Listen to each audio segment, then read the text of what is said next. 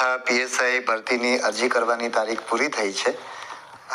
આ પરીક્ષાના અભ્યાસક્રમ વિશે ઉમેદવારો અવારનવાર પ્રશ્નો પૂછતા હોય છે, તો આજે હું લોકરક્ષકના અભ્યાસક્રમ વિશે ઉમેદવારોને માર્ગદર્શન આપીશ. તો લોકરક્ષકની અંદર બે પાર્ટની અંદર આપણું એક પેપર લેવાનું છે પરીક્ષાનું. 200 ગુણ છે, એમસીક્યુ ટાઈપનું છે, એટલે કે 200 હેતુલક્ષી પ્રશ્નો પૂછવામાં આવશે અને 3 કલાકનું પેપર છે. અને એમાં પાર્ટ એ અને પાર્ટ બી બે ભાગમાં આખું પ્રશ્નપત્ર વહેંચાયેલું છે અને એમાં બંનેમાં પાસ થવું ફરજિયાત છે અને બંનેમાં પાસ થવા માટે 40% ગુણ મેળવવા ફરજિયાત છે. હવે આપણે પાર્ટ એની વાત કરીએ. વિદ્યાર્થીઓને ખાસ કરીને એને લગતા જ મુખ્ય પ્રશ્નો હોય છે. પાર્ટ એમાં 80 માર્ક્સ છે, 80 ગુણ છે અને 80 પ્રશ્નો એમાં પૂછાશે અને બંનેમાં ખોટા પ્રશ્ન માટે માર્ક્સ કપાવવાના છે.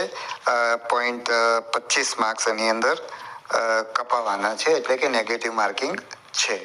હવે પાર્ટ એના અભ્યાસક્રમની વાત કરીએ તો રિઝનિંગ અને ડેટા ઇન્ટરપ્રિટેશન, ક્વોન્ટિટેટિવ એપ્ટિટ્યૂડ અને કોમ્પ્રિહેન્શન.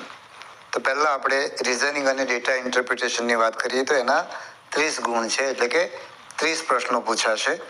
અને રિઝનિંગ અને ડેટા ઇન્ટરપ્રિટેશન છે એ ગણિત નથી, એટલું વિદ્યાર્થીઓને હું સ્પષ્ટ કરું. રિઝનિંગ એટલે કે તર્કના આધારે તમારે જવાબ નક્કી કરવાના છે અને ડેટા ઇન્ટરપ્રિટેશન એટલે કે તમને જે માહિતી ડેટા આપેલી છે એ ડેટાના આધારે તમારે પ્રશ્નોનો જવાબ આપવાનો છે.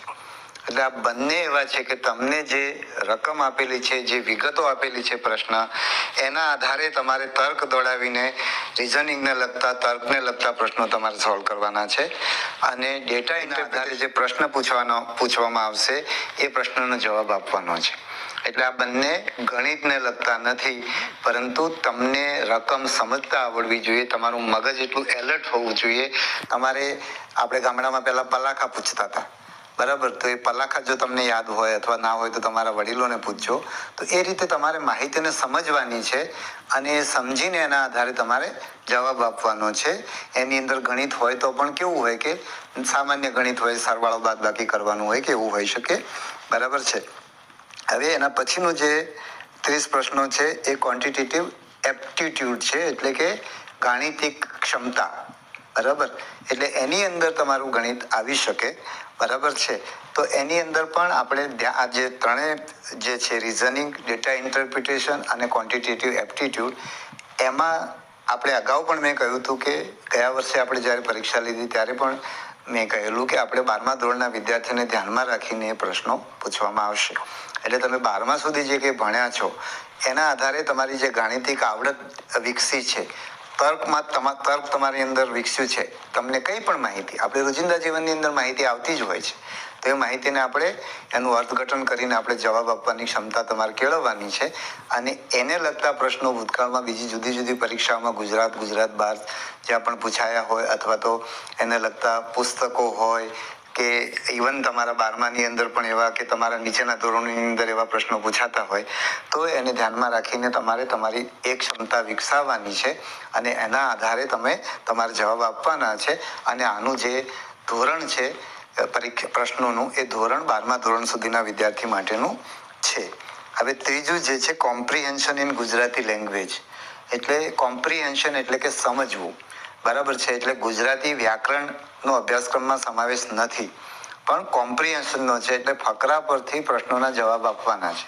એટલે એક ફકરો આપેલો હોય અને એના આધારે એ ફકરાને તમારે સમજવો પડે અને એના આધારે તમને જે પ્રશ્ન પૂછ્યા હોય, એટલે કે એમાં તમારા 4 વિકલ્પો જે આપેલા હોય એ વિકલ્પમાંથી તમારે યોગ્ય વિષય પસંદ કરવાનો છે. એટલે ફરી વાર કહું છું કે ગુજરાતી વ્યાકરણ નથી. ઘણીવાર વિદ્યાર્થીઓ પૂછતા હોય કે અમારે વ્યાકરણ માટે શું વાંચવું, તો લોકરક્ષકની પરીક્ષાની અંદર ગુજરાતી વ્યાકરણ નથી.